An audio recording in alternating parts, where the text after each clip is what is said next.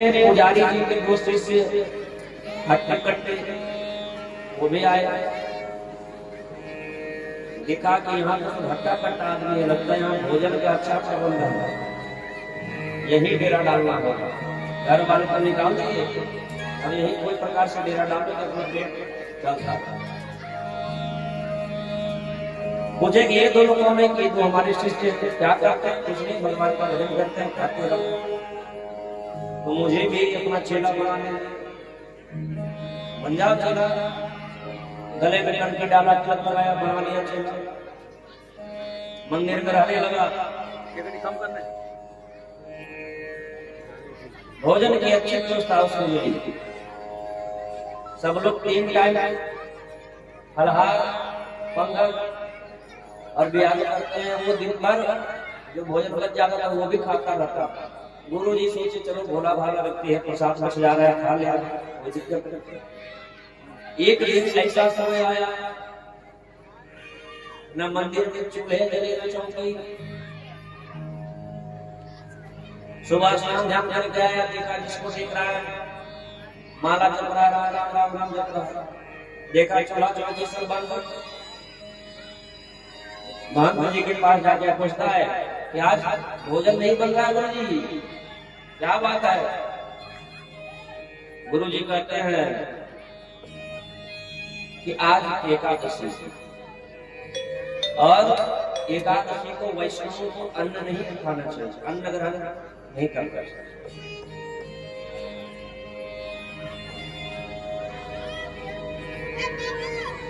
आज उपवास रह लो, फलहार खा लेना, थोड़ा फल पी लेना, फल खा लेना, दूध पी लेना। कि नहीं गुरु जी, ऐसे तो हमारा प्राण क्या हो जाएगा, मेरा निकल जाएगा। और सब चेले हैं, सबसे एकादशी का व्रत करवा लीजिए, हमसे ना करवाइए। अरे तुमसे ना करवाए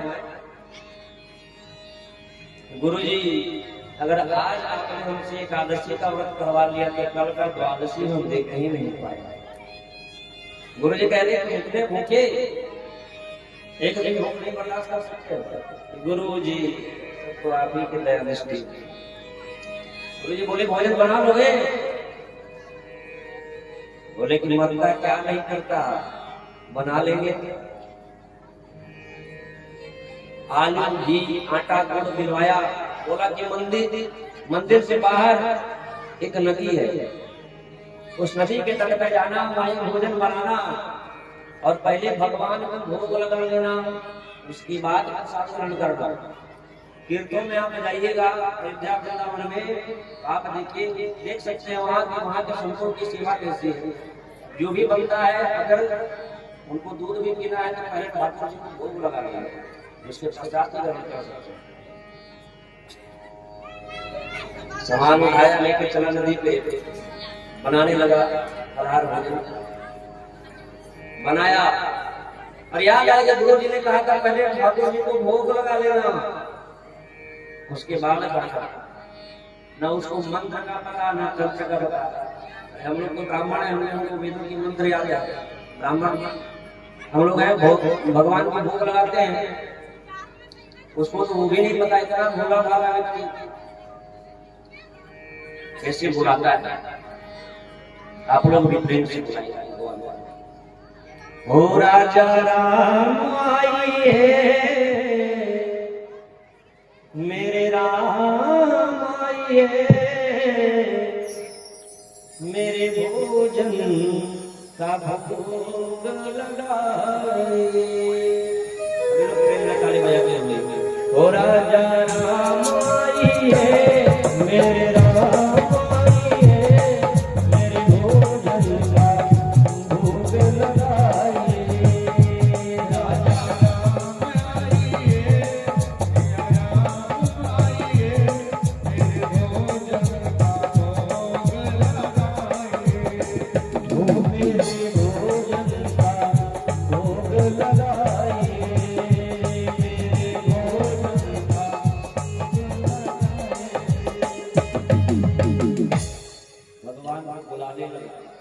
इतने में भगवान नहीं आए। मंदिर में तो अच्छा ठाट बाट है कि वहाँ अर्घा आचमनी रोटी में घी लगा करके मिलता है, भगवान को तरह तरह के पकवान भोग लगते हैं, व्यंजन भोग लगता है। भगवान से कहता है आचमनी अर्घा नयार की यहाँ यही मेहमानी, आचमनी अर्घा नयार की यहाँ यही मेहमानी। सूखी रोटी खाओ प्रेम से, सूखी रोटी खाओ प्रेम से, पियो नदी का पानी।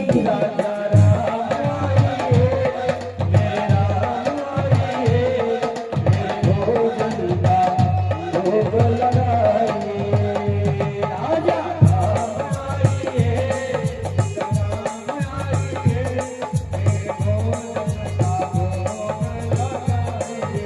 इतने में भी भगवान नहीं आया।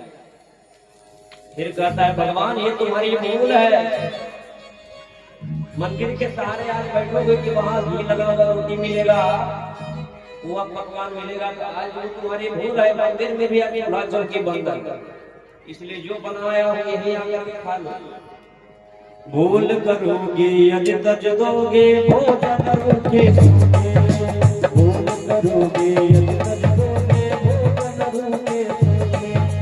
एकादशी आज मंदिर में, एकादशी आज मंदिर में, बैठे रहोगे भूखे। राजा राम आइए, मेरे राम आइए, मुझे भोजन का भोग लगाइए। ओ राजा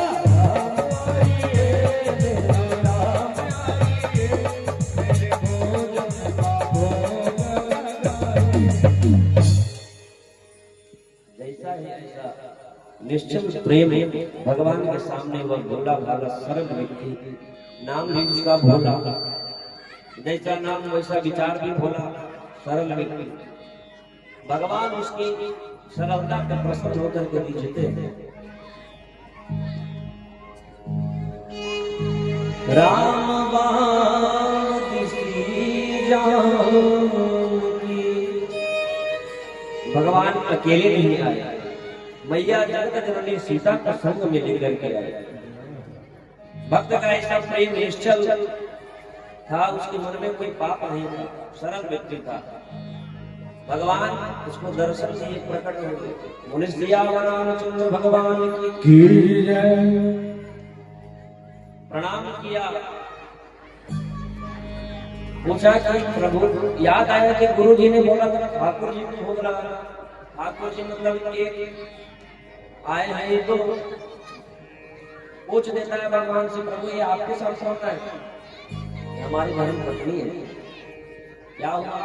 तो कुछ नहीं प्रभु, अरे आप दिखने में सुंदर मोहित दिव्य छवि है, मैं तो मोहित हो गया हूँ। फिर कभी भगवान को देखे, फिर कभी रोगी को देखे, फिर कभी भगवान को देखे, फिर रोगियों की तरफ देखे। भगवान बोले क्या हुआ भक्तराज? बोले कुछ नहीं प्रभु, सब आपकी कृपा है। वो सोचा कि हमको एक भगवान और एक अपने निर्जीव आदमी का भोजन बनाए, दो ये अपने आ गए, मैं क्या खाऊंगा? देखिए कि मैं भोला वाला सरल भगवान को भोग लगाया, खुद भी भक्तराज के साथ पाया। भगवान गए, जा रहे हैं, भक्तराज कहता प्रभु अगली एकादशी को जल्दी आ जाना, बहुत देर करवाते हो। बोले ठीक है भक्तराज। फिर अगली एकादशी आई, मंदिर में फिर सब माला लेकर के राम राम जप रहे हैं, ना चूल्हा जले ना चौकी। गुरु जी बोले आज भी जाओगे? बोला जाना तो पड़े। आटा गुड़ आलू इत्यादि दिया, मंदिर के समीप गया, भोजन प्रसाद बनाया है और बुलाने लगा, ओ राजा राम आइए, सीता राम आइए, मेरे भोजन का भोग लगाइए। राजा राम आइए,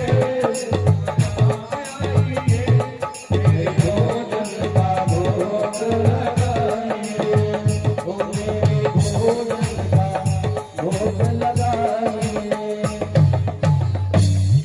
जैसे ही इतना ही कहा, भगवान को इंतजार नहीं थे कि भक्तराज को बुलाता, परंतु राम बाम दिशि जानकी इस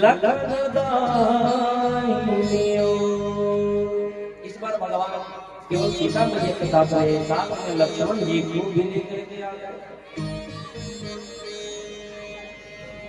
एक बुलाया, दो आए, दो को इस बार बुलाए, तीन आए, इस बार तो भगवान को प्रणाम करना भूल गए। अब जो है कभी रोटी की तरफ देखे, कभी भगवान को देखते, भगवान का क्या मंत्र है पूछ नहीं दिया, प्रभु ये आपके साथ आज आए हैं, ये कौन है? भगवान कहते हमारे भाई हैं, कि अपने भाई हैं कि चचेरा मुचेरा मेरा भाई है, ना अपने भाई है। प्रभु एक बात बताइए, हमने ठाकुर जी के भोग का ठेका लिया है, ठाकुर जी के पूरे खानदान के भोग का ठेका लिया? लक्ष्मण जी सोचने लगे भैया अच्छा जगह लेकर के आए हैं, अच्छा सेवा सत्कार करवाया, कोई बात नहीं। भगवान को भोग लगाया, जो बचा था खुद पाया। भगवान को बोला जा रहे हो, अभी नहीं बता के जाओ अगली एकादशी को कितने आओ, भूखा रह जाता हूं मैं। इन्हें हम आ जाएंगे, चिंता मत करो, भगवान उनका ध्यान रखिए। अगली एकादशी आई, उसी प्रकार मंदिर में माला लेकर के समझ रहे हैं। इस बात गुरु जी से कहा कि गुरुदेव आपके भगवान दिन प्रतिदिन बढ़ते जा रहे हैं, एक को बुलाते हैं, दो आते हैं, दो को बुलाया, तीन आ रहे हैं। इस बार 10 किलो आटा, 10 किलो आलू, 5 किलो गुड़, 2 केजी घी दीजिए। गुरु जी सोचे इतना खाता तो नहीं होगा, भगवान का बहाना करता है, ये जरूर जाकर के बेचता होगा, भगवान का तो बहाना करता था। समाप्ति दिलवाई, बढ़ा के दिलवाई। और ये है उमेश जी की मम्मी माता जी, इनके घर द्वारा 101 रुपए का कर्ज चढ़ा भगवान बना है। समाप्ति दिया तो जाओ तो भोजन करो। गुरु जी भी पीछे पीछे चल रही है, देखता होगा, देखते बेचता होगा, इतना खा नहीं सकता। जा करके नदी के तट के सामने, पेड़ के सामने रख लिया सब सामान, और इस बार भोजन नहीं बनाया, ऐसे ही बुलाने लगा, ओ राजा राम आइए, सीता राम आइए, लक्ष्मण राम आइए, मेरी भोजन का भोग लगाइए। राजा राम आइए, सीता राम आइए, लक्ष्मण राम आइए, मेरी भोजन का भोग लगाइए।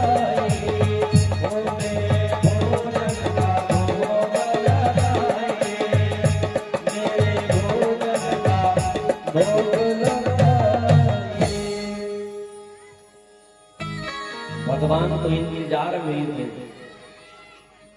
परंतु इस पर राम लक्ष्मण सीता के साथ साथ भरत शत्रुघ्न हनुमान जी भी पधार गए। बोले सिया राम दरबार की।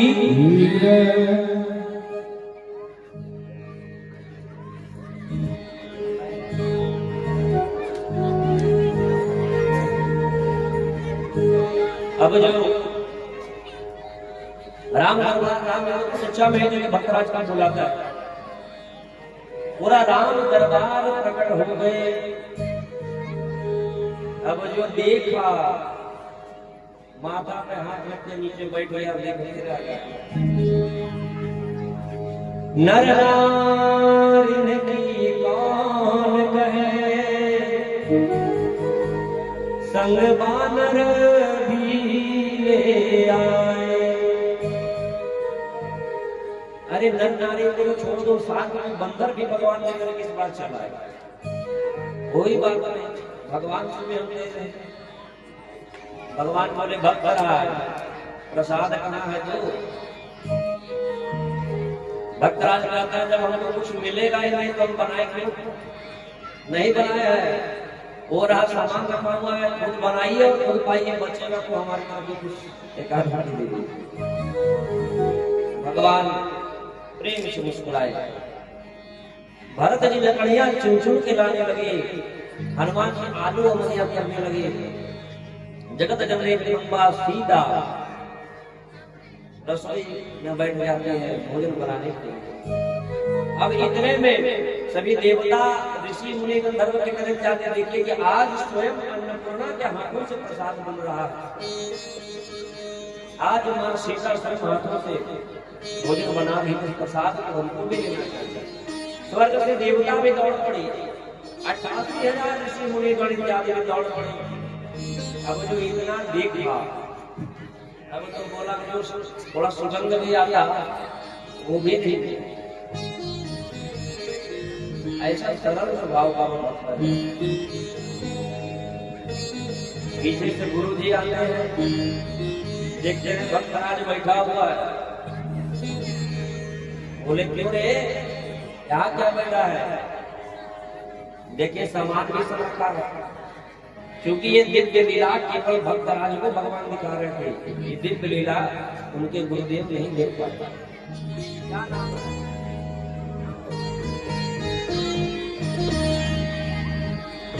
बोले वृंदावन के आगे की ये छोटे से बाप का बाप कृष्ण स्वरूप ही है। इनके क्या के द्वारा इस प्रसंग कर क्या भगवान का काम है। गुरु जी कहे कि तुम भोजन ये नहीं बना रहा है, सामान सब रखा हुआ है, माता पे हाथ रख के बैठा हुआ है। बोले गुरु जी भोजन कैसे नहीं बना रहे? ठाकुर जी को देखिए, जगत जननी सीता स्वयं रसोई गृह में बैठी है, भरत जी लकड़ियां चुन के ला रहे हैं, हनुमान जी आलू अमनिया कर रहे हैं। अमनिया का अर्थ क्या होता है? हम लोग इधर गांव देहात में करते हैं आलू काटो, कहते हैं ना, लेकिन आप क्षेत्र में जाएंगे तो संतों की वाणी ऐसी है, काटने शब्द से उनको कोई लेना देना नहीं। अमनिया किया जाना चाहिए, ये भावार्थ शब्द। इधर चावल को कहिएगा तो भाग, वहां कहा जाता है महाप्रसाद। इधर दाल को क्या दाल ही करते हैं, उधर कहा जाता है बैकुंठी। सब्जी को इधर सब्जी बोल रहे हैं, लेकिन वहां कहा जाता है साग। नमक को वहां कहा जाता है रामरस, मिर्ची को कहा जाता है लंका। संतों की वाणी। गुरु जी क्रोधित होते हैं कि मुझे कुछ दिख क्यों नहीं रहा, तो जरूर भगवान का बहाना करता है और यहाँ सामान बेचने के लिए तुम लाए। भक्त का मानो तो हृदय फट गया कि आज मेरे गुरुदेव ने उनको चोरी का अंजाम लगाया। भगवान के चरणों में जाकर गिर पड़ता है कि भगवान आप मेरे गुरु जी को भी दर्शन कीजिए, आपको वहां देख नहीं पाते। मुझे चोर बना रहे हैं, मुझको चोरी का अंजाम लगा रहे हैं। आप यहाँ साक्षात हैं, आप मुझसे कहिए कि ये चोर नहीं हो। भगवान कहते हैं कि भक्तराज हम तुम्हारे गुरु जी को दर्शन नहीं देंगे। क्यों? क्योंकि तुम जितने सरल हो, तुम्हारे गुरुदेव इतने सरल नहीं। गुरु जी कहे क्या कहे भगवान?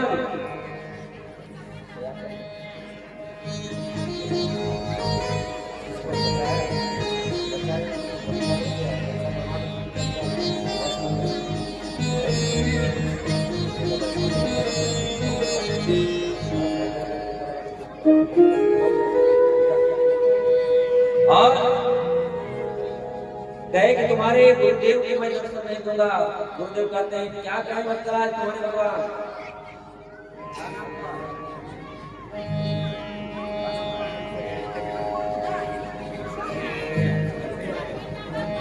यह परवीन जी, इनके कर्तव्यों द्वारा 101 मिनट का चढ़ावा भगवान कृपा पाएगा। भक्तराज कहता है गुरु जी भगवान कहते हैं कि वो आपको दर्शन नहीं देंगे। क्यों?